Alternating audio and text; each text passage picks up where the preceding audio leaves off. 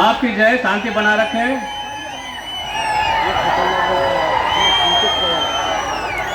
आदिवासी एकता, आदिवासी एकता। जब हल्दी घाटी का युद्ध हुआ था महाराणा प्रताप और अकबर की सेना के बीच में, उस समय महाराणा प्रताप हार गए थे। तब उस समय जब हमारे राजपूत बहनें जब जौहर करने लगी, उनका आत्मसम्मान जाने लगा, उस समय हमारे जो पूर्वज है राणा पुंजा भील, उन्होंने मदद की और हमारी जो राजपूत बहनों की अस्मत बचाई। ऐसी धरती से आए हमारे राजकुमार रोज जी को मैं आमंत्रित करता हूँ। भाई राजकुमार रोज जी।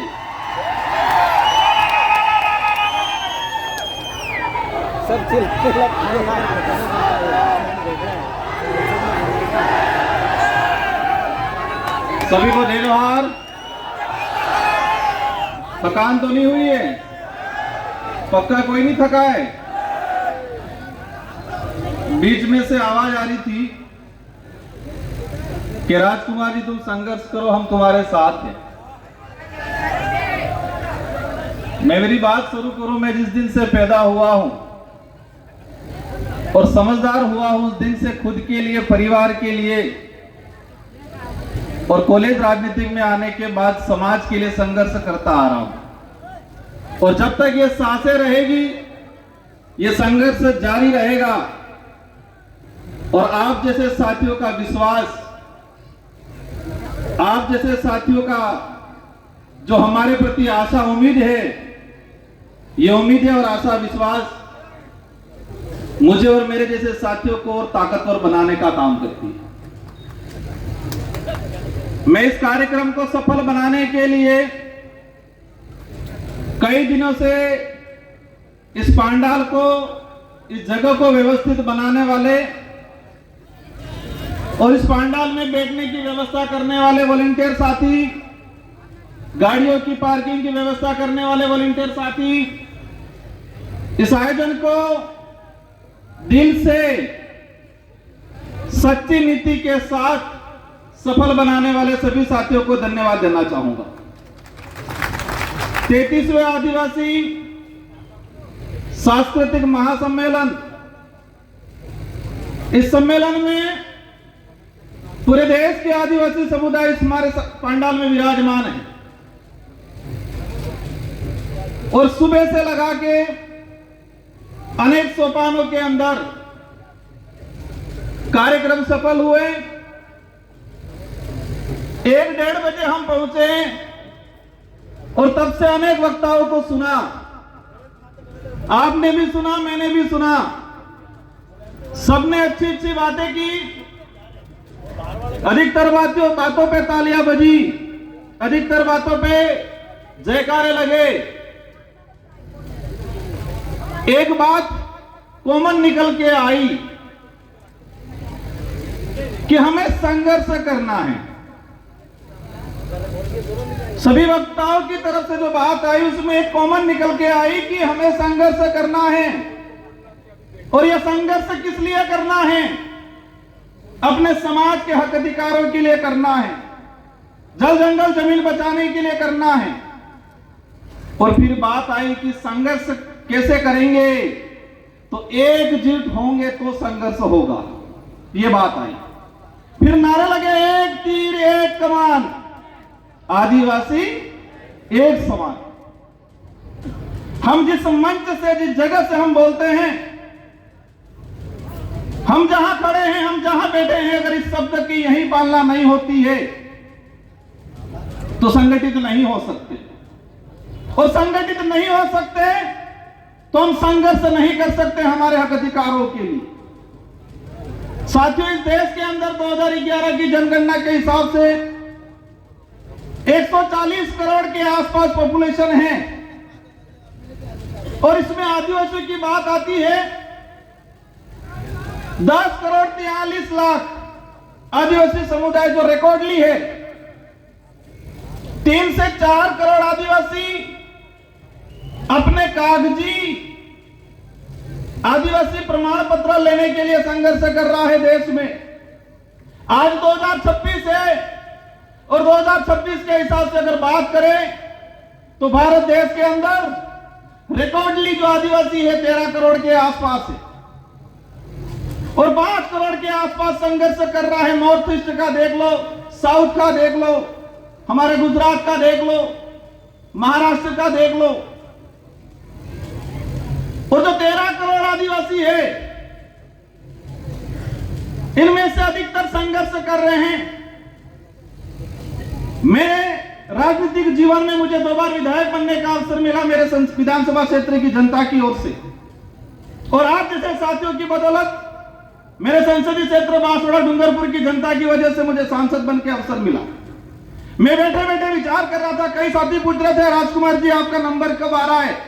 मैं मन ही मन हंस रहा था कि देश की संसद में रात की 1:30 बजे तक बैठता हूं हमारे आदिवासी भाइयों की आवाज उठाने के लिए, तो यहां पर मुझे 5 बजे तक बैठने में कोई दिक्कत नहीं है। जिस देश की संसद में भूखे प्यासे रात की 1:30 बजे तक बैठा हूं आदिवासियों की आवाज बनने के लिए, तो मुझे यहां पर रात की 6 बजे 7 बजे 8 बजे तक बैठने में कोई दिक्कत नहीं है। मन ही मन हंस रहा था। साथियों, संघर्ष करना है तो संघर्ष करना है तो पेशेंस रखना है हम सबको। मैं बात कर रहा था 13 करोड़ के आसपास आदिवासी है इस देश के अंदर रिकॉर्डली। पूर्व में पेशा कानून को लेके, 5वीं अनुसूची को लेके, फॉरेस्ट राइट एक्टों को लेके बात हुई, तो 13 करोड़ में से अधिकतर आदिवासी समुदाय संघर्ष कर रहा है।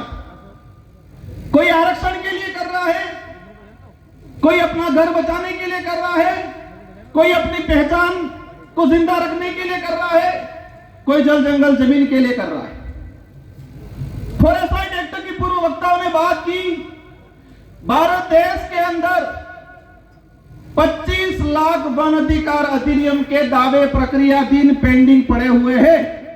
25 लाख। एक परिवार में 5 सदस्य भी अगर मान लेते हैं तो 1 करोड़ 25-30 लाख के आसपास जनसंख्या हुई। मतलब यह हुआ पहला संघर्ष कि वन विभाग के अंदर रहने वाला भारत देश का आदिवासी 1 करोड़ 30 लाख के आसपास, जो सरकारी रिकॉर्ड है, मेरा रिकॉर्ड नहीं है, जो फॉरेस्ट राइट एक्ट के तहत दावे प्रक्रियाधीन चल रहे हैं, 1 करोड़ 30 लाख आदिवासी वन विभाग में बैठा हुआ संघर्ष कर रहा है। और कागज में नहीं आया है रिकॉर्ड में, वो 1 करोड़ और होगा। देश के अंदर वन विभाग के बाद चारागाह बिलाना जमीन की बात आती है, और चारागाह बिलाना जमीन की बात आती है। मैंने जो पार्लियामेंटली जो रिकॉर्ड निकाला है उससे मुझे जानकारी मिली है कि 2.5 से 3 करोड़ आदिवासी चारागाह बिलाना जमीन पे बैठा हुआ है और संघर्ष कर रहा है कागजी अधिकार लेने के लिए। साथियों, एक बात की बात समझना पड़ेगा, हम अधिकार की बात कर रहे हैं। इस जमीन पे हमारा पुरखाई अधिकार है, हम कहते हैं इस देश के मूल मालिक हैं, लेकिन कागजी अधिकार के लिए संघर्ष कर रहे हैं। कौन सा अधिकार चाहिए? कागजी अधिकार। उस जमीन पे आजादी से पहले हमारे बाप दादा बैठे हैं, उन्होंने कुआं खोदा है, मकान बनाया है, लेकिन उसके पास कागज नहीं है। अब ये समझना पड़ेगा कागज कब जाएगा उस परिवार में, उस समाज में। जब एजुकेशन जाएगा, स्कूल जाएगी, पढ़ा लिखा होगा तो कागज जाएगा। जिस समाज में एजुकेशन ही नहीं गया, आज पहली पीढ़ी एजुकेशन प्राप्त कर रही है और उनसे कहा जाता है कि अधिकार हो तो कागज दो। ये कागजी अधिकार। हम प्रयास करेंगे, देश के अंदर अनेक शोध संस्थाएं, इसरो है, बड़े बड़े सैटेलाइट लगे हुए हैं, तो उन सैटेलाइटों से पता क्यों नहीं लग रहा है कि आदिवासी कब से बैठा हुआ है उस धरती पे, उससे कागज क्यों मांगा जा रहा है? यह आदिवासियों को गुमराह करने का तरीका है, बिजी रखने का तरीका है।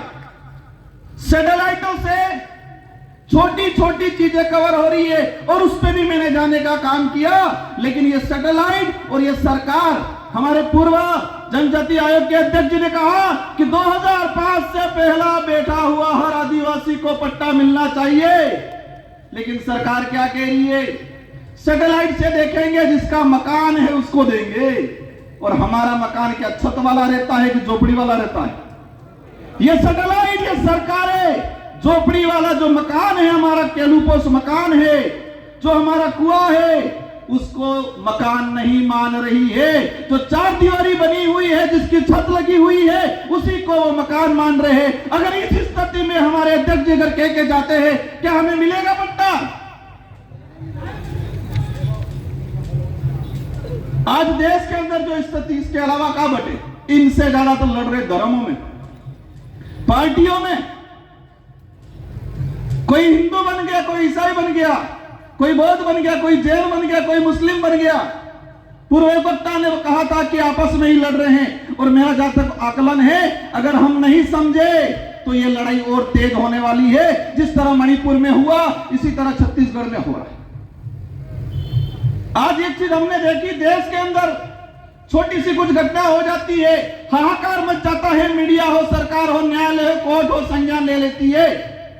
लेकिन आज भारत देश के अंदर पिछले 1.5 साल में 300 से 400 आदिवासी नक्सलाइट के नाम से मारे गए। इसमें किसी ने संज्ञान क्यों नहीं लिया? इसमें यहां पर भी बात नहीं हो रही है। हम कह रहे हैं एक तीर एक कमान, तो क्या छत्तीसगढ़, झारखंड, उड़ीसा वाले आदिवासी एक तीर एक कमान के अंदर नहीं आते हैं?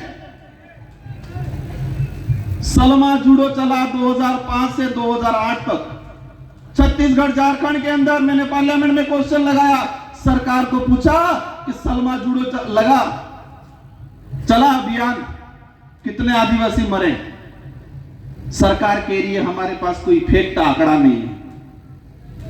इंसान मरा है, भारत देश का नागरिक मरा है, और सरकार कह रही है कि हमारे पास पूर्ण कोई आंकड़ा नहीं है। हजारों बहन बेटियों के साथ बलात्कार हुए थे सलमा जूडो में। उस समय भी अभियान यही चला था, नक्सली उन्मूलन। आज भी अभियान चलाया जा रहा है, नक्सली उन्मूलन। अगर नक्सली उन्मूलन होना था 2005 से 8 तक सलमा जूडो चला, तब क्यों नहीं हुआ? आज अभी चला रहा है। मैंने देश के गृह मंत्री जी से भी यह सवाल लगाया, पूछा है कि जिस आदिवासी 14 साल की बच्ची को हाथ में हथियार मिला है, क्या वो पैदा होने से पहले ही हथियार लेके आई थी? क्या बात? 14 साल 15 साल की बच्ची, वो चाइना के हथियार हैं। आप सभी न्यूज चैनल में देख रहे होंगे, जो हथियार आदिवासियों से बराबर हो रहा है, क्या वो आदिवासी चाइना जाके हथियार लेने गया? उन आदिवासियों को हथियार पकड़ाने वाले कौन उद्योगपति है, कौन राजनेता है? जब तक इनका खुलासा नहीं होगा, आदिवासी इधर भी रहेगा, फौज में भी आदिवासी, उधर भी आदिवासी। मर कौन रहा है? आदिवासी मर रहा है। आदिवासी नहीं होती, देश का किसान कौम का, गरीब कौम का आदमी मर रहा है, वो भी फौज में कौन जाएगा? क्या उद्योगपति अडानी अंबानी का नेता बैठा जाएगा फौज में? आज देश के अंदर हजारों हेक्टर, लाखों हेक्टर जमीन पिछले 5 सालों के अंदर लीज पे दी है फॉरेस्ट। एक चीज देखा, मेरे अंदर भी पहले डर था, जो कोई कार्यक्रम कराते हैं उनको भी डर रहता है कि कोई कुछ बोल नहीं दे, पीछे हमारे को पुलिस पूछेगी। डर से लड़ाई नहीं लड़ी गई। डरोगे तो मरोगे। हम सच्चाई के लिए लड़ रहे हैं तो लड़ना पड़ेगा। अगर हम जो बात बोल रहे हैं, सरकार लिख के दे दे ये गलत है, जो बात हम पार्लियामेंट में बोल सकते हैं वो बात इस मंच से भी होनी चाहिए आप लोगों की द्वारा। मैंने कहा था मुझे बारी नहीं मिलेगी, चलेगा। मैंने यह भी कहा था कि मुझे नहीं बोलना, मैं सुनना चाहता हूं। साथियों, मैंने पिछले सम्मेलन आयोजन कमेटी का सम्मान करता हूं सभी का। मैंने पिछली बार में कहा था कि हम जो हर साल आयोजन करते हैं, जितने जो वक्ता अपनी बात रखते हैं, एक मेमोरेंडम बनाए, प्रस्ताव बनाए, और वही डेलीगेशन राष्ट्रपति से मिले, प्रधानमंत्री से मिले, सारे राज्यों के मुख्यमंत्री से मिले। ये करना पड़ेगा। बाकी हम सांसद बन जाएंगे, विधायक बन जाएंगे, इनमें से बैठे फिर जो जिनकी मंशा है वो बन जाएंगे, होना कुछ नहीं है। देश के अंदर 47 आदिवासी सांसद आते हैं। मेसा कानून 2.5 से 3 करोड़ आदिवासी नगर निकाय, नगर पालिका क्षेत्र के अंदर आज अतिक्रमणकारी के रूप में उसकी पहचान की जा रही है। 2.5 से 3 करोड़ आदिवासी म्युनिसिपल एक्ट शेड्यूल्ड एरिया के अंदर स्पष्ट कहा गया है, और इसका मैंने पार्लियामेंट में 2001 से। साथियों, एक बात का जानना है कि देश की संसद को भी देखा है, राजस्थान की विधानसभा को भी देखा है, लेकिन हर कानून आता है जिस बजट सत्र में आता है उसी बजट सत्र में पास हो जाता है, लेकिन आदिवासियों के कानून 20 साल हो गए, 25 साल हो गए संसद में आने के बावजूद भी रुके हुए। मेसा कानून 2000 में आया, 2003 में इसकी कमेटी की रिपोर्ट आ गई और आज तक पेंडिंग पड़ा हुआ है, क्योंकि वो आदिवासी के हित का था। मेसा कानून आता तो शहरीकरण के इलाके में जो आदिवासी रह रहा है उसको विशेष राइट मिलते, उसकी जमीन रिजर्व हो जाती। मैं समझता हूं समय काफी हो गया है। इस कार्यक्रम में हजारों किलोमीटर से दूर से आए लोग, कोई 300-400 किलोमीटर से दूर से आए, कोई गरीब अमीर परिवार वाला नहीं आए इस पंडाल में, सभी गरीब परिवार से आए हुए लोग, क्योंकि अमीर तो आरक्षण ले लिया, नेता बन के अधिकारी बन गया, अपनी मस्ती में आधुनिक सुख सुविधाओं को संभव करने में मस्त है। सारे ऐसे नहीं होंगे, 10% हैं हमारे बीच में अधिकारी कर्मचारी आए हुए, इनका सम्मान करता हूं मैं, लेकिन अधिकतर रिजर्वेशन का लाभ लेके हुए घर पे बैठे हुए। इस पंडाल में मजदूरी करने वाला भाई आया हुआ है। और ये बात भी समझना भाइयों, आजादी की लड़ाई देख लो, अंग्रेजों से लड़े हो, मुगलों से लड़े हो, राजा रजवाड़ा से लड़े हो, उनसे लड़ाई किसने लड़ी है? आदिवासी ने लड़ी है। और आदिवासी में भी किसने लड़ी है? जो गरीब था उसी ने लड़ी है भाइयों। बिरसा मुंडा को हम याद करते हैं, वो गरीब परिवार से थे। संविधान सभा में जयपाल सिंह मुंडा ने बात रखी थी। और एक बात सबको जानना पड़ेगा कि संविधान सभा में अगर जयपाल सिंह मुंडा नहीं होते, 1875 का जो अधिनियम है, जो हमारे प्रावधान थे, जो 1950 के संविधान के अंदर सम्मिलित नहीं होते, वो जयपाल सिंह मुंडा को आज हम भूलते जा रहे हैं। साथियों, बातें अनेक हैं, लेकिन मेरी 2 से 3 बातें आपसे अपील है। अधिकतर सरकार पे भरोसे मत रहिए, सरकार को मजबूर करिए कि वो हमारे भरोसे रहे। उल्टा करना है, हम सरकार के भरोसे नहीं, सरकार समय आने पर लोकतांत्रिक जो व्यवस्था है उस दौरान हमारे भरोसे बैठे, ये तय करना है। वो कैसे करना है आप समझ जाओ। और एक चीज देखी मैंने, 13 करोड़ के आसपास आदिवासी है, इसमें से 29 राज्य हैं, और 29 राज्य में सबसे ज्यादा आदिवासी की संख्या किस राज्य में है? सबसे ज्यादा आदिवासी संगठन किस राज्य में है? सबसे ज्यादा आदिवासी ST reserve MLA seat, MP seat किस राज्य में है? सबसे ज्यादा अत्याचार, भेदभाव, एट्रोसिटी, जल जंगल जमीन से उजाड़ा किस राज्य में हो रहा है? मैंने कुछ नहीं बोला है, आधों ने बोला है, आधे चुप है, कंफ्यूज है। वो आप सवाल ढूंढते रहना। और सबसे ज्यादा आदिवासी संगठन किस राज्य में बने हुए हैं? इस देश में एक ट्रेड चल रहा है अभी, उस ट्रेड को भी समझना है। ट्रेड ये चल रहा है कि कोई सामाजिक घटना होती है, सामाजिक आंदोलन होता है, और वहां थोड़ा पढ़ा लिखा आदमी जाके तेज तर्रार भाषण दे देता है। अब भाषण दे देता है तो सबकी निगाहें उस व्यक्ति की तरफ होती है, तो वो लीडर बनता है। और जो लीडर बनता है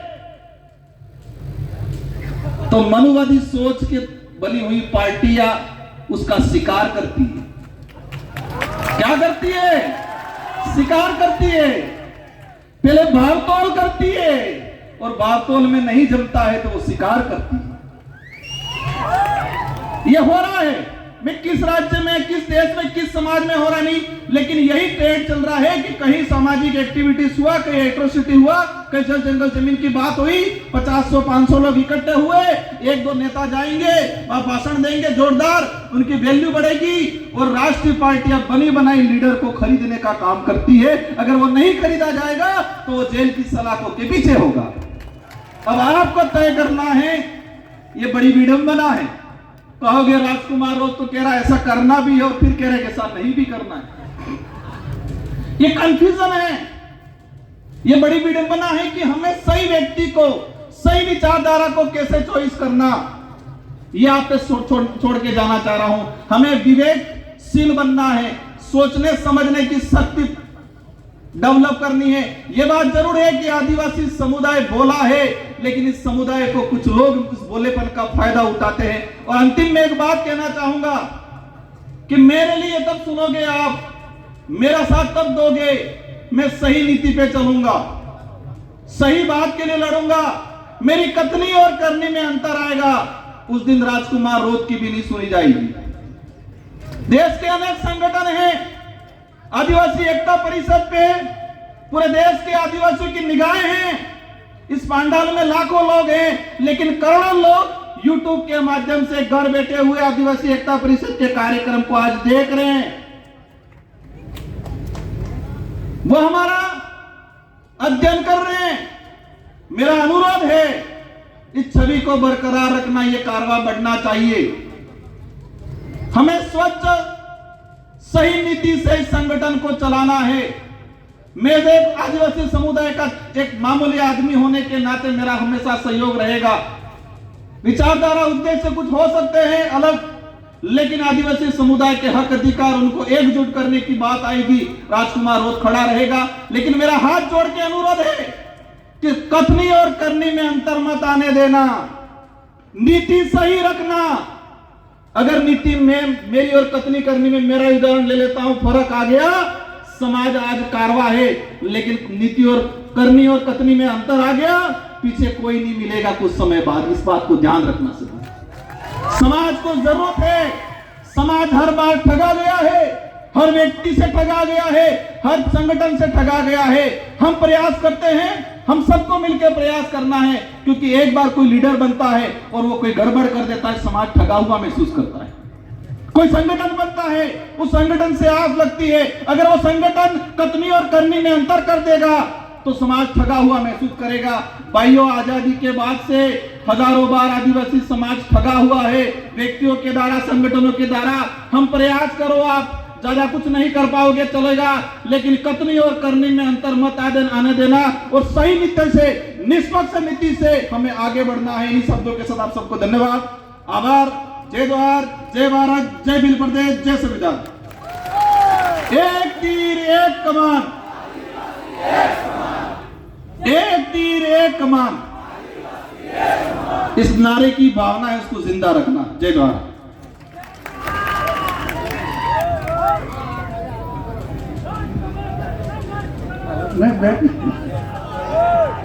ये बात राजकुमार जी ने